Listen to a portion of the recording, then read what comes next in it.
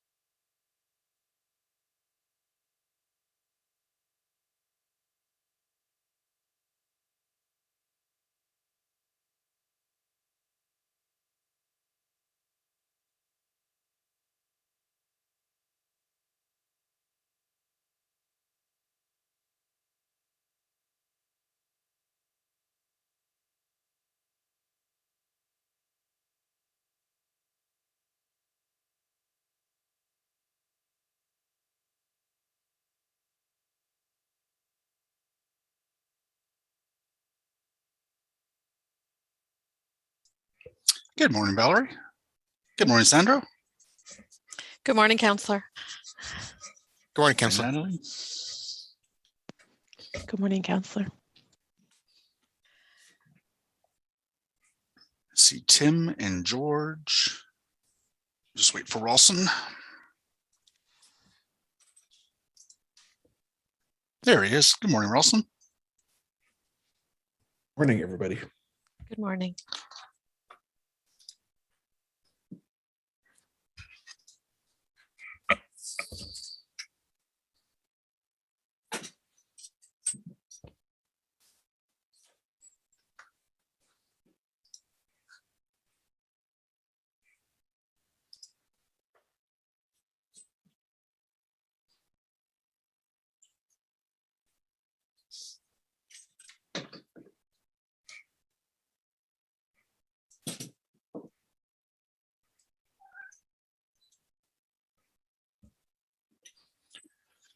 Tim's got his camera on. George has got his camera on. Good morning, everyone. It is 9:30, so we'll get underway. Welcome to this meeting of the Information Technology Subcommittee. I will just make a quick note that even though it's virtual, this meeting is being held on the traditional unceded and never surrender territory of the Algonquin and Anishinaabe people. It looks like we have quorum. A few reminders for today's meeting, which is being held using Zoom. Members and committee on staff, please stay on mute at all times unless called upon to speak. Members of council, if you wish to speak, please use the raise hand feature. I know we're all used to this by now. This meeting is being streamed on YouTube. Members and staff are asked to position their cameras so that their faces are centered and as close to the top of the frame as possible. Phone-in participants, please do not put your phone on hold. Chris, can I just ask for a quick roll call of members? Absolutely, Chair. Councillor DeRose, Here. Councillor King, Present. Councillor Tierney, Hello, world. Vice Chair Kavanaugh, Here. and Chair Leeper. Good morning. Thank you. So we have quorum. Just so that everyone is aware, this meeting is continuing to serve as a test for the new eScribe software system, which is set to replace the old Sire e-agenda system in the new year. I know that's good news for all of us. For those of you who are watching on YouTube, before we proceed a little further, it is my intention to have a item that is in camera first on the agenda, and then once we resume back from that, the meeting will continue uninterrupted until the end. Running through the agenda, are there any declarations of interest? Seeing none, confirmation of the minutes. The members will have received on Friday a link to a MS OneDrive folder containing the minutes from the confidential portion of the meeting of the ITSC meeting of Monday, June 14th. Are the minutes ITSC minute 7 and confidential ITSC minute 7 confirmed? Confirmed. Confirmed. Okay. There are 3 items on today's agenda. There's the in-camera verbal update on cybersecurity and the external threat landscape, an update report on open data, and the subcommittee's portion of the 2022 City of Ottawa draft operating and capital budget. For those members who are following along on the eScribe platform, these items are listed in the agenda as item numbers 4.1, 5.1, and 6.1 respectively. Please note that item 1 will be considered in camera, as the nature of the matters to be discussed are confidential. Vice Chair Kavanaugh will read a motion to have us resolve in camera. Any questions and discussions are to be restricted to the in-camera portion of the meeting and will not be reported out. At the conclusion of the in-camera portion of the meeting, Vice Chair Kavanaugh will read a motion so that we can resume in open session. I will then rise and report, and we will receive the item for information. So, Councillor Kavanaugh, do you want to make that motion, please?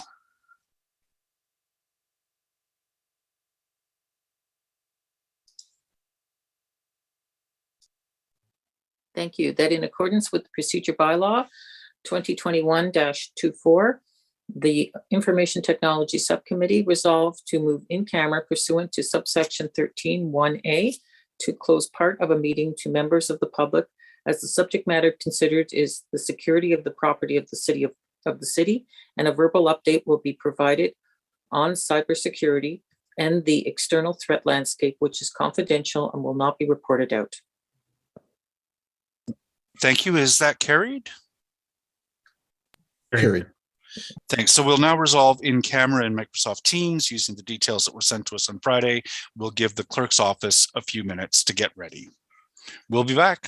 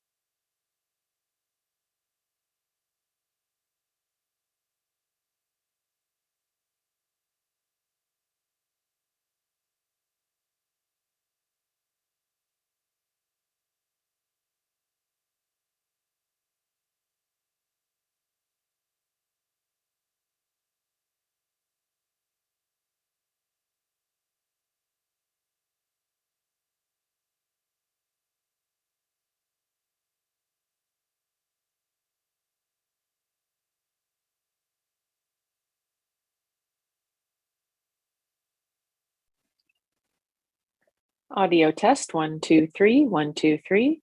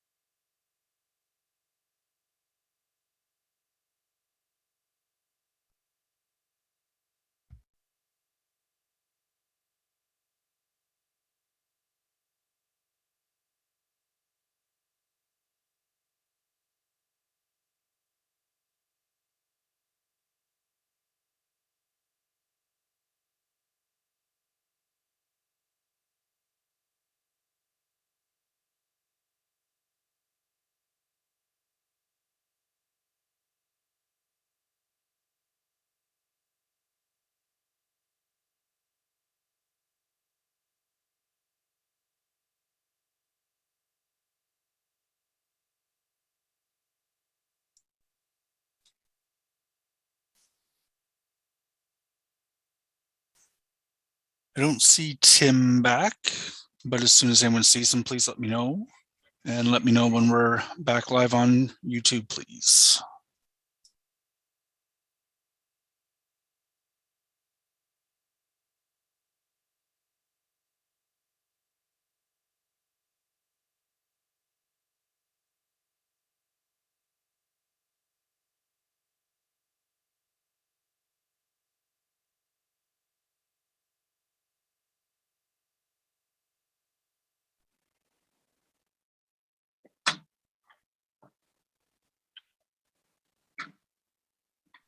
This is an audio test for the YouTube channel.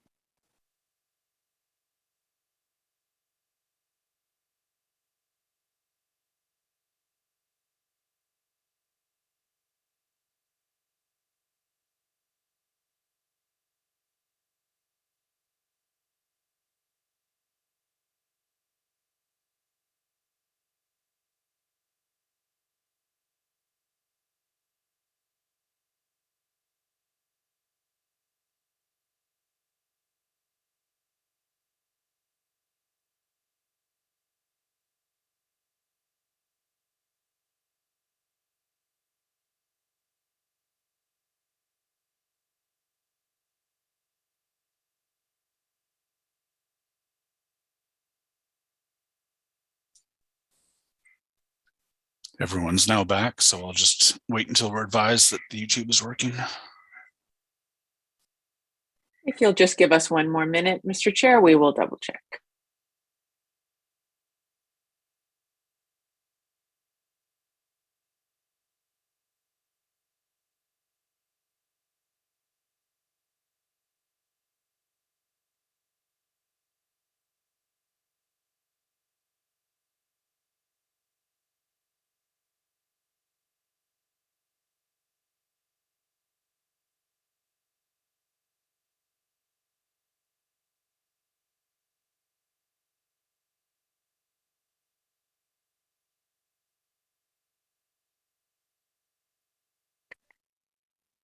Mr. Chair, we are live on the Ottawa City Council YouTube channel and on eScribe. Thank you for your patience. Wonderful. Thank you very much, team, for getting us back. And welcome back, everyone, for those who are watching on YouTube. I anticipate that the rest of the meeting will now proceed without going in camera again until the end of the meeting. For the benefit of those joining us online, the Information Technology Subcommittee just met in camera in order to receive a verbal update on cybersecurity and the external threat landscape. These matters are confidential as they relate to Procedure Bylaw, subsection 13(1)A, the security of the property of the city, and will not be reported out. During the in-camera session, no votes were taken other than procedural motions and/or directions to staff. Members of the subcommittee, is this item received? Received. Thank you very much. So we'll move on then to the second item on the agenda, which is the open data update. We're going to receive a presentation on our open data update for 2021 from Mr. Daryl Bridge and Mr. Paul Steves, who are both senior data analytics strategists with innovative client services. So with that, I'll turn it over to either Daryl or to Paul. Thank you. Thank you, Chair. Before Daryl and Paul provide their presentation, I'd like, if I can, to provide some opening remarks. So good morning, Chair Leeper and members of IT Subcommittee. Bonjour et merci. Je suis reconnaissant de pouvoir vous adresser. Everyone, so thank you for giving me the floor today. This is the update of the open data of the City of Ottawa. Service Transformation, Culture, Strategy, and Innovation. I'm joined today, as you mentioned, by my colleagues Paul Steves and Daryl Bridge, who run the Open Data Program for the City of Ottawa. And we're very pleased to provide the IT Subcommittee with the update today. Before we begin today's presentation, a few acknowledgements. I'd like to recognize the efforts of the GIS team of Allison Gazer, Dan Todd, Ewan Hardy, and Greg Madill in Information Technology Services that provide the technical support for the Open Data Program. And we would also like to thank the Open Data leads from each of the departments that are responsible for helping us coordinate the open data activities across the organization. The open data is a philosophy and a practice that requires certain data is made freely available to the public in machine readable format without restrictions from copyright, patent, or other mechanisms of control.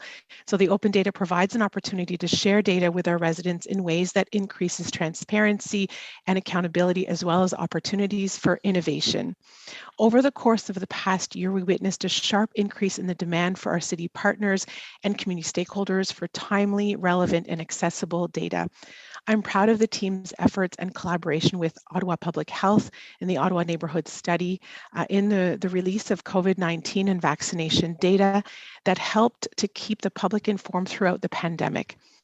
I'm also delighted by the fact that the City of Ottawa was ranked second most open city in Canada in 2020 as a result of our open data efforts.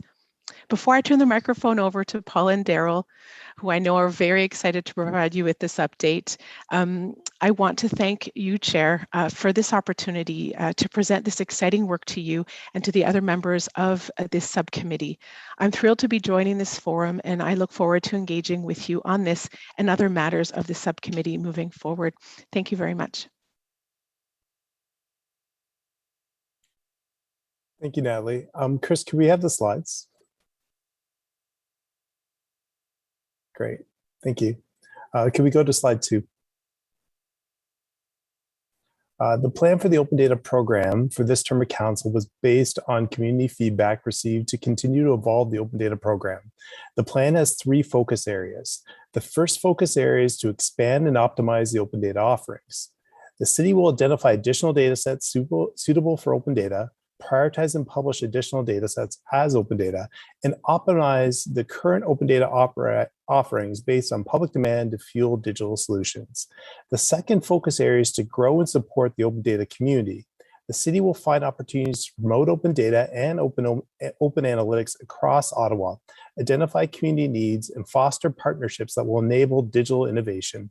The third and final focus area is to implement an open analytics platform. The city will implement an open analytics platform that provides Ottawa residents with the ability to perform analytics on city data to support innovation and citywide problem solving. Next slide, please.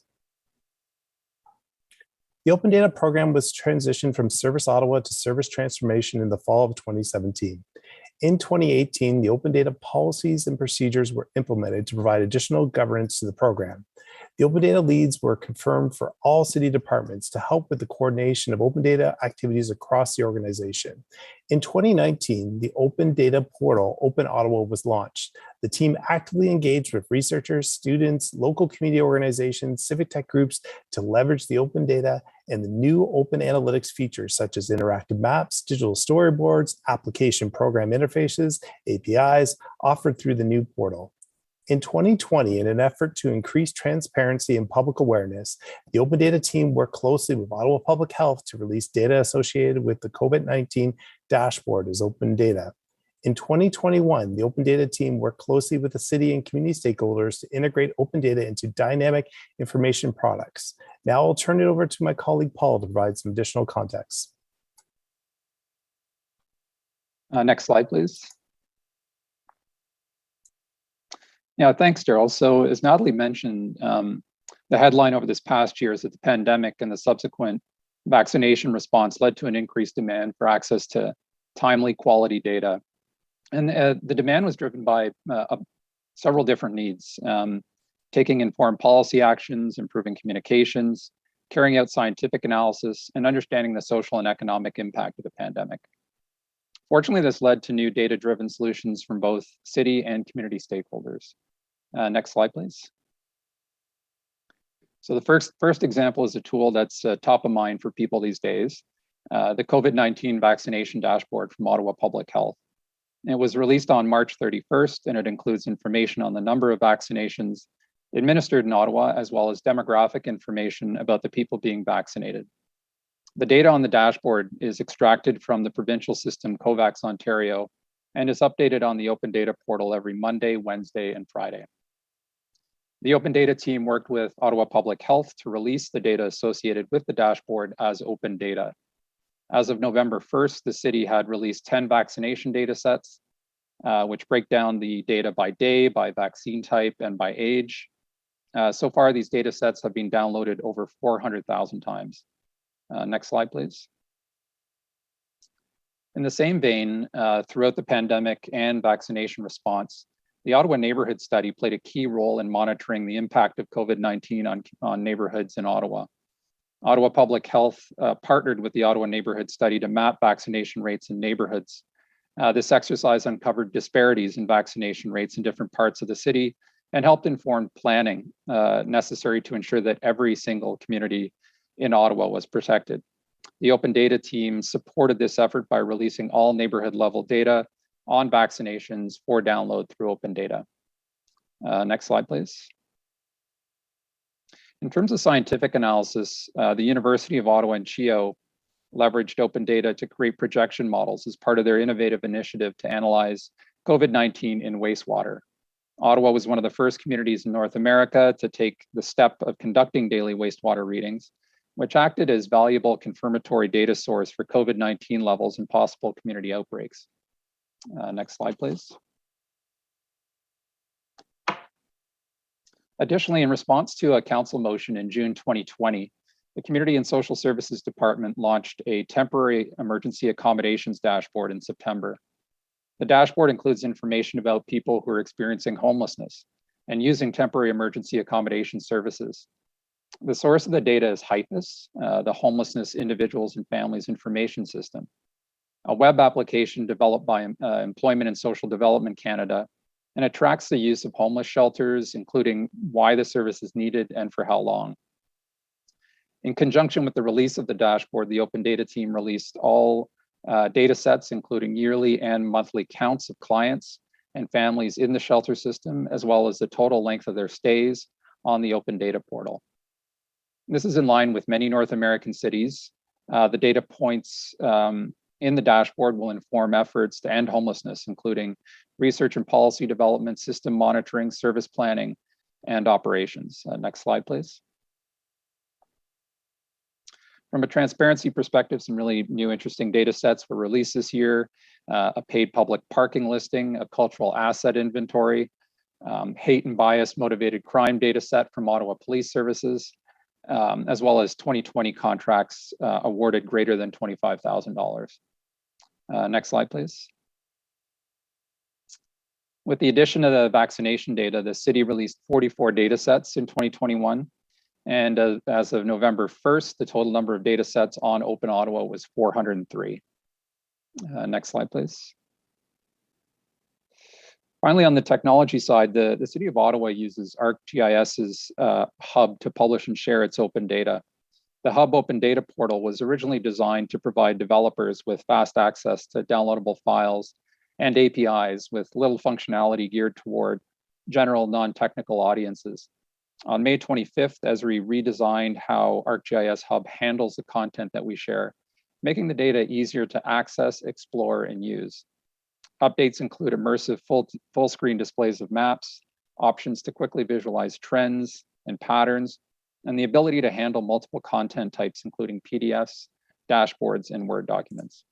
At this point, I'd like to turn the presentation back over to Daryl. Thank you, Paul. Next slide, please. In support of increasing data literacy within the city and to build a community of practice for staff interested in data, a virtual data club was launched in 2021. The club meets monthly to discuss topics such as business intelligence, data governance, open data, data strategies, analytics, data collection techniques, and data visualization in a municipal context to share best practices, lessons learned, and promote further innovation. The Data Club had 7 sessions in 2021 with an average of 60 to 70 staff attending each session. Next slide, please.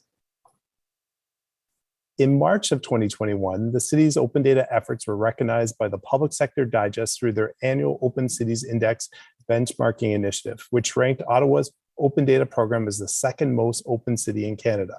The benchmarking program evaluates open data programs and allows organizations to track their improvements over time based on 3 areas: readiness, governance and capacity, implementation, dataset infrastructure and quality, impact, community and organizational impact.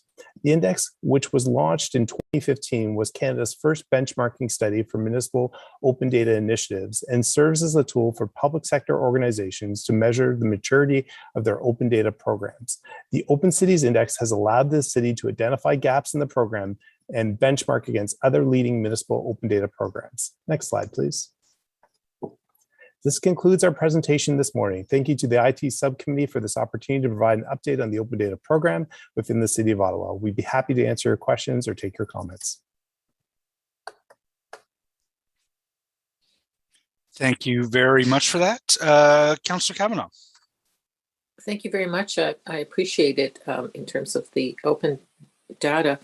My question is, why wasn't this done before? What was the holdup to doing this previously? What have we improved that made this possible?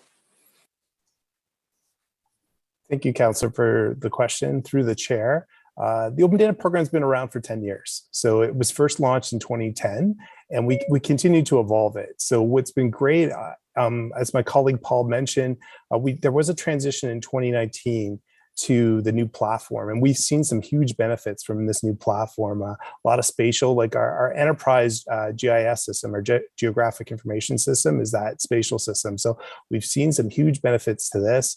I also seen what we've seen in terms of transparency is it's not just about the raw data, because we know the general public, there's many people that aren't just interested in the raw data. What they're loving is these dashboards. So we've seen it in Ottawa Public Health, the dashboard around COVID-19 and the vaccination dashboard, huge uptake. And we're also seeing people also using that data, as Paul mentioned, in terms of research. We also saw community and social services this year, that the shelter, the temporary accommodations dashboard. And that's what we're really seeing a change. So I do think it shows the maturity of the program. It's been around for more than a decade. I think we've advanced the technology. We've also engaged the community. So there's many factors that have led us to this point. Oh, thank you. I appreciate it. And I guess it's very valuable for media because they're always looking for information as well. I'm finding that they're hungry for stats, et cetera. So I guess they're using it quite a bit.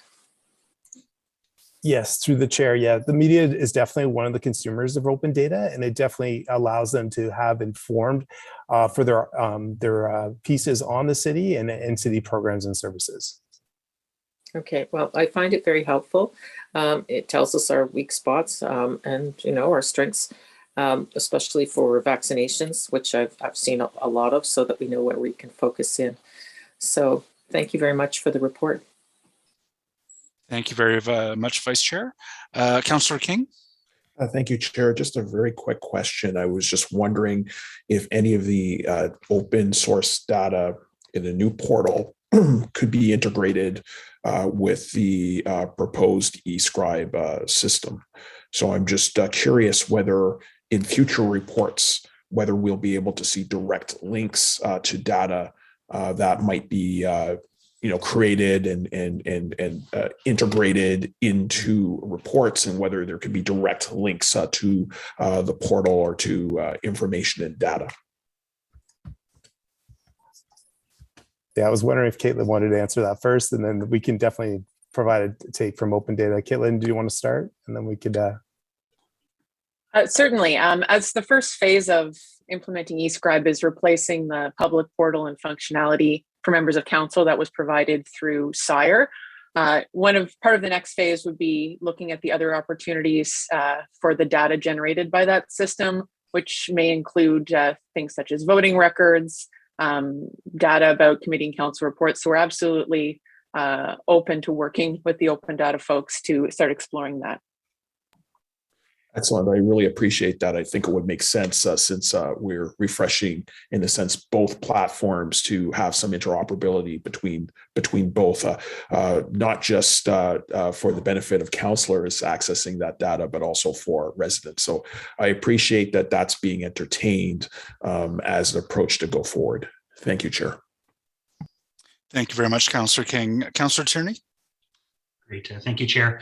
First of all, I just want to say congratulations, guys, because I remember way back 10 years ago when we started making those decisions on, as we start getting into more software products to ensure whatever products we were taking on board to replace lifecycled software would have the ability for raw data, XML, whatever, to be able to create data sets.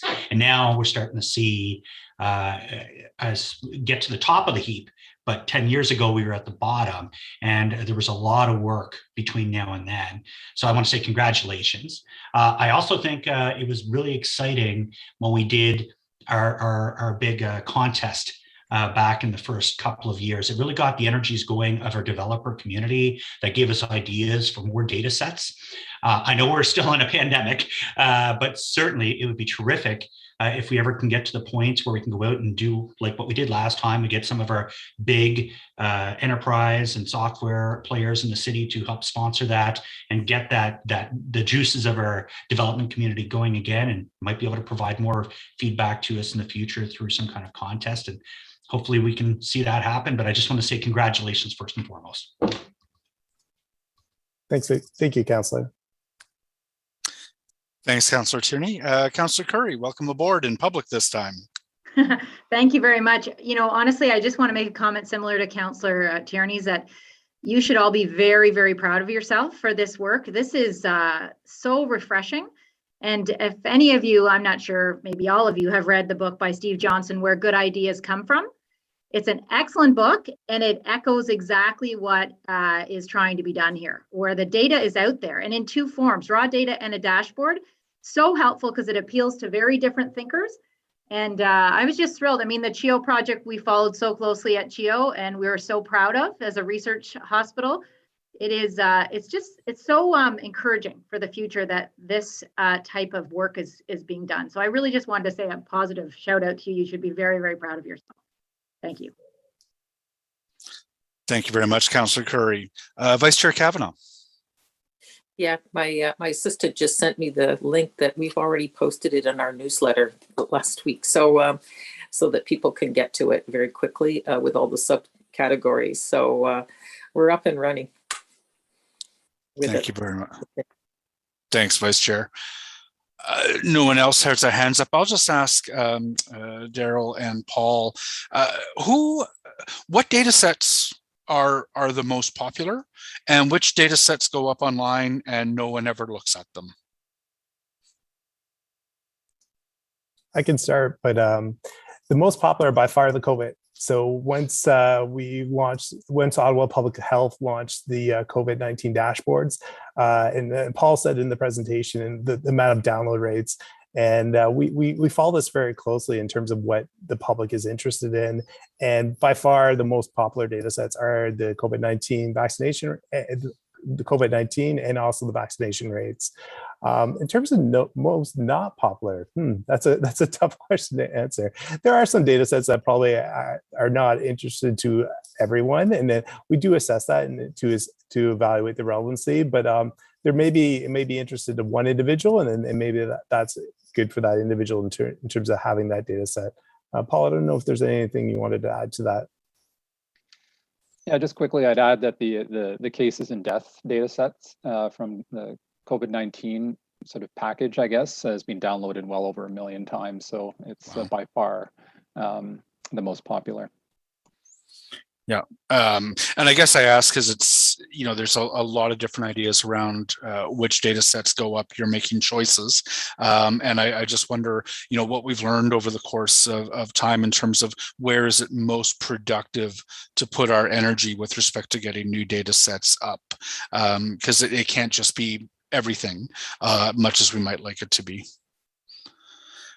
For members of the public who may be watching, and I know IT subcommittee is scintillating for many of the city's geek community, what is the best route to get ideas to councillors and to your team with respect to what they would like to see in terms of open data? The best route, thank you, Chair, for the question.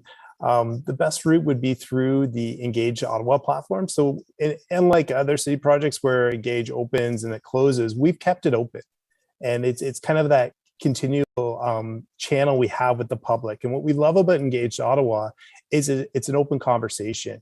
So everyone can post their ideas there. We see those ideas. We review them on a quarterly basis with each of the client departments. And then we actually circulate responses. So if the data can't be provided, we provide the response again in a public forum. But if it does, the data can be provided, that operating department then puts it into their open data work plan for the year. So definitely Engage Ottawa, and that's easily accessible through our Open Ottawa site under feedback. Fantastic, thank you. And I have the one final question is with respect to third parties. So there's a lot of city data, but there's also a lot of data in the portal that's been generated by the Ottawa Police, Ottawa Public Health, the Ottawa Neighborhood Survey. I enjoyed the presentation from the Ottawa Public Library a couple of days ago. What kind of barriers or friction is there to getting data onto the city's open data platform from our partner organizations outside of the corporation? It's usually a community agreement between the parties. So we definitely have a different relationship with Ottawa Police and Ottawa Public Library and Ottawa Public Health. But outside organizations, we could see this as definitely expanding the portal's reach. We always want to look at the data in terms of, is there any legislation or copyright associated with the data? But we are looking to expand it. As long as the data is associated with Ottawa, we do feel there's value. And we are interested in expanding those partnerships and looking at other areas. Like National Capital Commission is the first one that comes to mind. Like they have a lot of interesting data. Some of that it is about the National Capital Commission, but a lot of that data is associated with Ottawa. And sometimes those are kind of gaps we hear from the public. Parks is a great example. Some of those parks are city run. Some of those parks are green spaces are NCC run.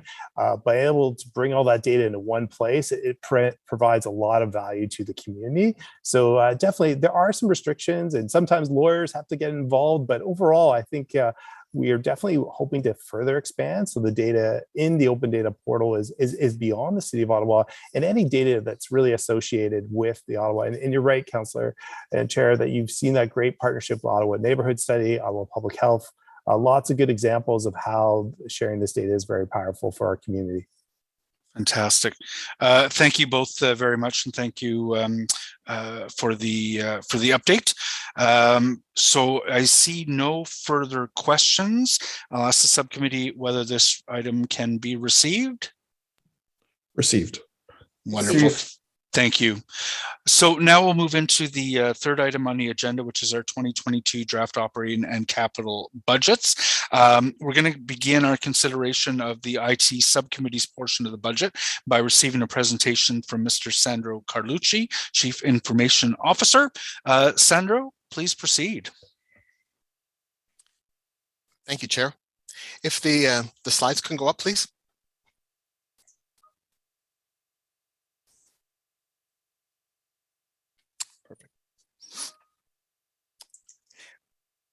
Merci au président et aux membres du comité. Thank you to the chair and the members of the committee for allowing us to address you today. I am confident we'll position ITS and our clients to continue to achieve meaningful results in line with the term of council's priorities.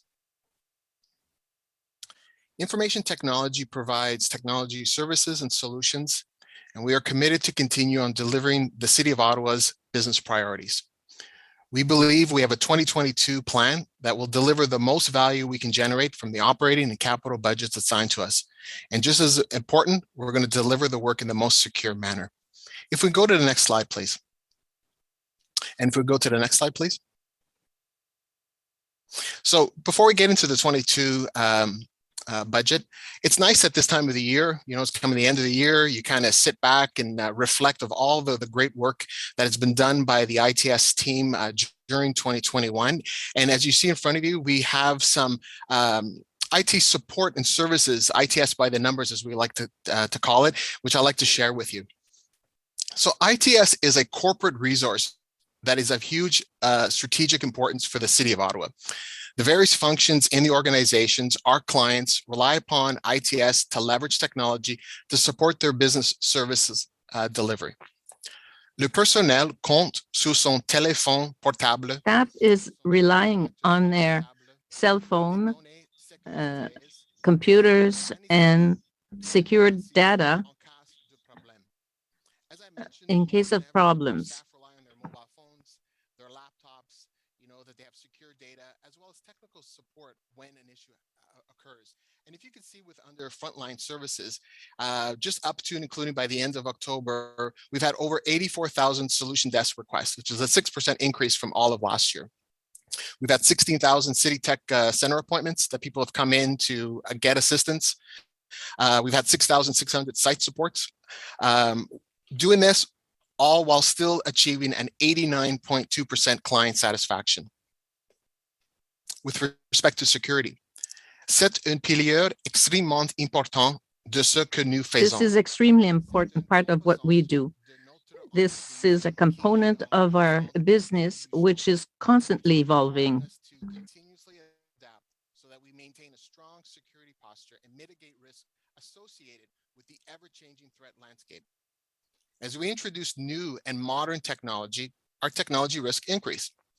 As a result, we're implementing tools and processes to enhance current security standards and reduce corporate risk. Here are some of the security numbers just for the past month of October in 2021. We have a contract with a managed security service, and in October 2021, we had 9.7 billion parameter log events for malicious activities were recorded. We average about 10 billion per month. In October of 2021, 34,000 accesses to malicious websites were identified. We blocked 195,000 spam messages. 102,000 phishing messages were blocked. 3,157 malware messages were blocked, with 51 malware files detected. These numbers demonstrate the size and the complexity of ensuring the security of the city's information system.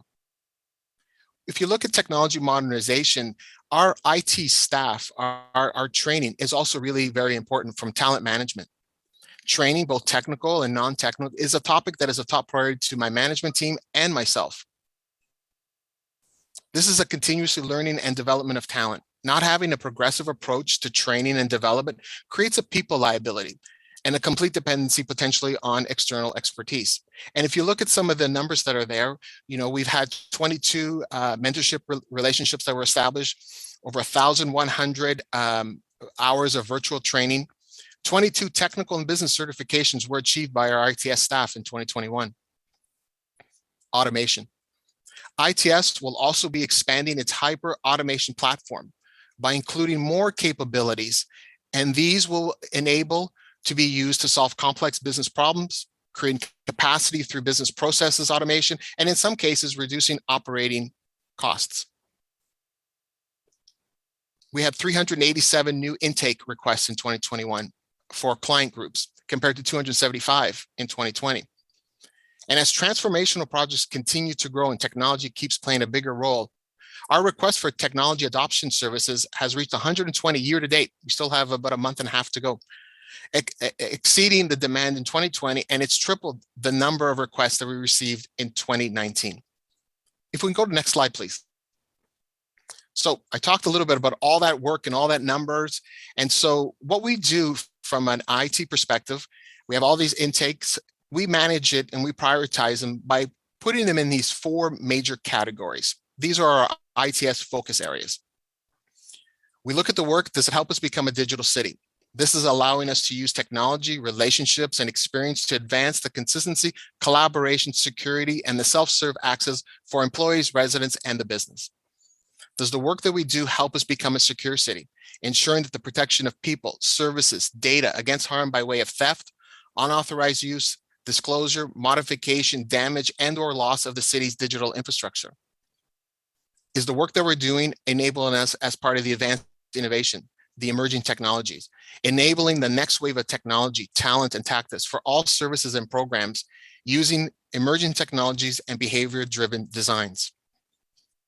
And do we categorize it, or does this work allow us to become a modern IT shop, where we're replacing legacy systems with powerful platforms and continue to modernize the IT skill portfolio and service delivery model? If we can go to the next slide, please.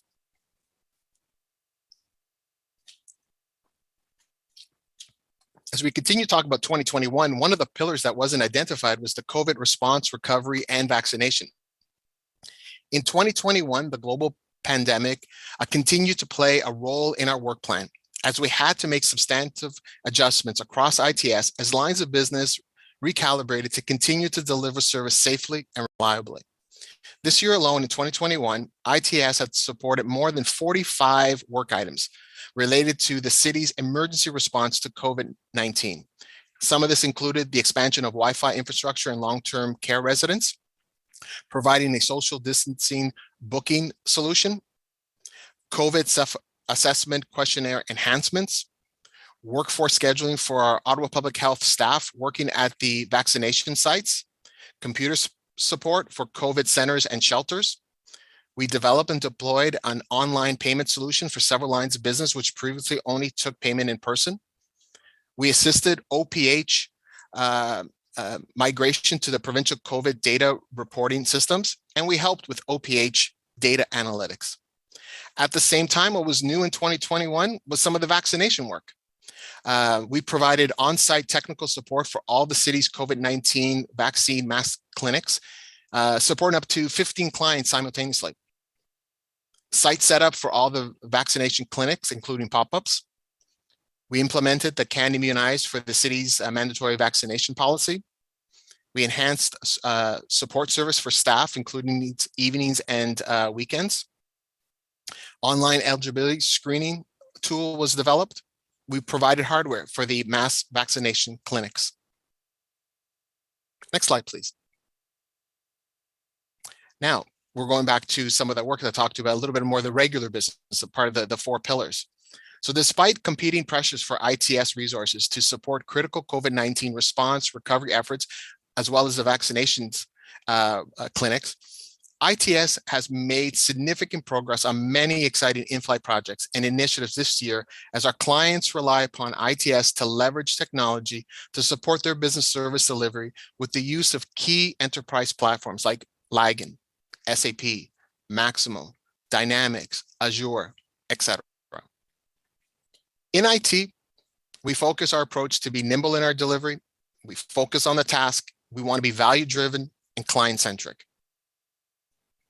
We always want to continue improving how we lead and validate what we have already built. In SAP, this year, we went live with HR recruitment as part of the SAP SuccessFactors project. We have over 24,000 active users. We had 4,300 service requests. We had to create 228,000 work schedules that were processed. And other accomplishments in our application unit. We had 5,860 service requests that were resolved. We support over 230 business applications. Some of that I mentioned Lagan, MAP, Maximo, Esri, the web, etc. We did 145 application enhancements. We did 45 version upgrades. 41 applications were either retired or life cycled. We did 36 applications in process of conversion or life cycling. 24 applications moved to the cloud. 12 legacy applications moved to platforms, and a partridge in a pear tree. Oh, sorry, that's my wrong list. That's my Christmas list. But just from the numbers itself and with the holiday season, I kind of got caught up there. But there's a tremendous amount of work that's been done by our team. As well, ITS is in the process of deploying the SD-WAN solution to 137 city remote sites, such as RCFS community centers, arenas, seasonal pools, daycare centers. With SD-WAN, all internet usage will leave the site and directly to the internet, thus improving performance. The recent pandemic situation and the resulting shift towards remote work and education have highlighted the disparity in connectivity across the city and the rest of Canada. Throughout 2022, the city will continue to roll out public Wi-Fi in a number of city facilities across Ottawa with a focus on vulnerable populations, including equity-seeking groups and those with specific socioeconomic needs. If we go to the next slide, please. So it's a great summary of all the work that we've done in 2021. Now let's look forward as we move forward into 2022. The ITS base operating budget, $76.66 million, represents a $4,005,000 augmentation in 2020.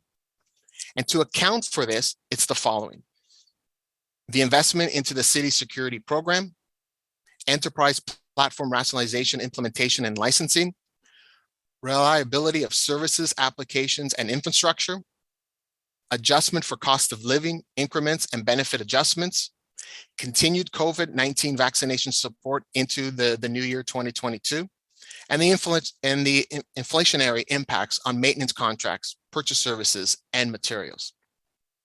If we go to the next slide, please. Nous avons adopté une approche stratégique. We adopted the strategic approach for capital for ITS, having financed a budget development to meet several business objectives in order to maximize the value of those investments. Alors, and we're going to put some of that money into application lifecycling and simplification projects. So several of our legacy applications are reaching end of life and or life cycling refresh, which presents an opportunity to further simplify the application landscape while moving to core next generation enterprise platforms, B, improve security, and thirdly, enable digital ready systems of engagement. And as part of our SAP modernization, scheduling has been identified as a priority in the city's payroll, pensions, and benefits transformation roadmap for key departments. We're going to be working to implement certain modules for key clients such as Ottawa Public Library and Ottawa Public Health, with future implementations of the solution for other business areas. We're also going to be replacing the standalone treasury system that's an in-house built solution with a modern, easy-use SAP solution. The current solution we have, were created databases are going to be replaced with the implementation of the SAP cash management and treasury risk management modules. We're also looking to improve some of the analytics within our SAP group, where we want to consolidate data and build an analytics platform in order to provide improved analytics capabilities for SAP and non-SAP data. The service project involved migrating an end-of-life system to a modern supported enterprise platform on Microsoft Dynamics 365, adhering to the platform rationalization policy. This project aligns strategic initiatives for creating a workforce of the future through the enablement of technology. The project provides the client with numerous administrative efficiencies, including the automation of previously manual tasks, improved access to information, such as having all client interactions in a centralized system versus individual email boxes in the previous system. Another category of projects that we're going to be looking at is infrastructure, lifecycle, and modernization.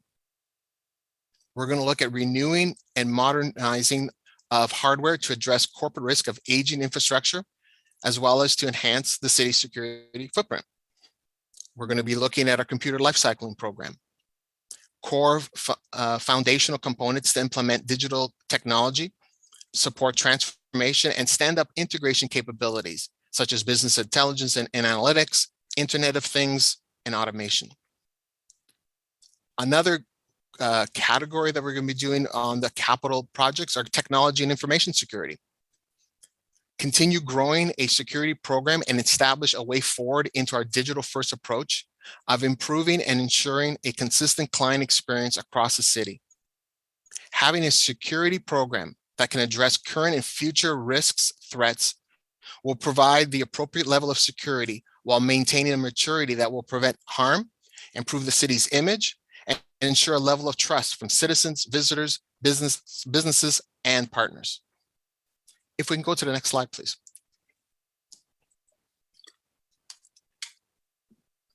This slide highlights how it's going to be funded, the capital, and it's all going to be coming from our capital reserves. Next slide, please. So I want to kind of now highlight a little bit with regards to our 2022 work plan. So ITS has developed a multi-year roadmap with a detailed focus on the next 12 months, and the next slide will provide some of those details, that continues to organize our work as part of the ICS Department Digital Excellence Strategy. Our multi-year roadmap organizes our work in 4 areas as I highlighted before. Digital City. As the world continues to move digital, we're going to move with it. In 2022, ITS will combine technology and expertise to further progress our organization in the digital realm. With advanced innovations, we are constantly striving to improve, change how we do business by applying advanced technologies and innovations to the end user.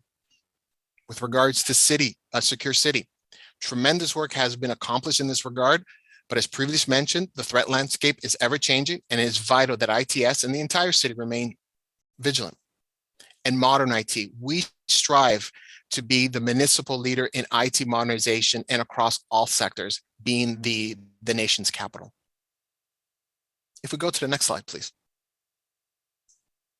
This highlights for you our multi-year roadmap with our work that's been categorized as part of our advanced innovations, digital and secure city, as well as becoming that modern IT shop. So as I talk to you, all the work comes in, we prioritize it, and we plan it out, working with collaborations, communications with our various business lines to make sure that we're working on the right priorities that are being set by the term of council. And if we go to the next slide. And as part of 2022, we're finalizing our plan now so that when we're ready in January, we know what we're going to have ready for Q1 to Q4 of 2022. We've got our work set up. We know that some of it will move forward, but we have a really good plan where we've aligned our resources. We looked at the timing of when it's required. We looked at the scope that we need to identify. We have a good mechanism to track our work, and we feel that we've got a really good plan in place that support the budget that we're asking for today. And with that, that's the end of my presentation, and I want to thank all you councillors for your time today. Thank you. Thank you very much, Sandro.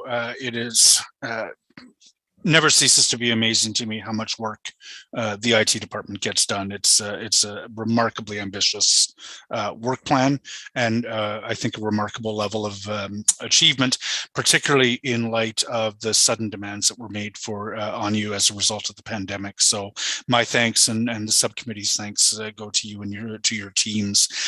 There are no delegations today. I do want to get the roadmap motion for passing the budget on the floor before we turn to questions. So could I ask Councillor Kavanaugh to give us the roadmap motion, please? For sure. That the Information Technology Subcommittee, ITSC, recommend that Council, sitting as Committee of the Whole, approve the ITSC portion of the 2022 draft operating and capital budget as follows. 1, the Information Technology Services budget as follows. Information Technology Services operating resource requirement, page 2 of the ITSC budget book. B, ITSC capital budget, page 3 of the ITSC budget book. Individual projects listed on page 10. Thank you very much, Vice Chair. So that's the motion that we'll be voting on. Are there any questions for staff? A function of the very comprehensive overview that you gave us, I'm sure. Thank you very much, Sandro, again. So with that, then I will proceed. Is it okay with the subcommittee if we just pass the entire motion as one, or does anyone want it severed? Gary, No. So on the motion, that is carried. Carried. Wonderful. Just moving on to the final administrative work of the committee this morning. Are there any notices of motion for consideration at a subsequent meeting? No. Are there any inquiries? I don't see any. Is there any other business? Is there a motion to adjourn? Carried. From George, carried. All right, our next meeting date has yet to be determined. If I understand, it's going to be sometime in the first quarter of the new year. So thank you very much to all of the staff who presented today, all of the staff who are members of the various IT teams. Your great work does not go unnoticed. Thank you very much, everyone. Enjoy your day. Thank you. Good job, Thanks, Jeff. staff. Cheers. Great work. Thank you.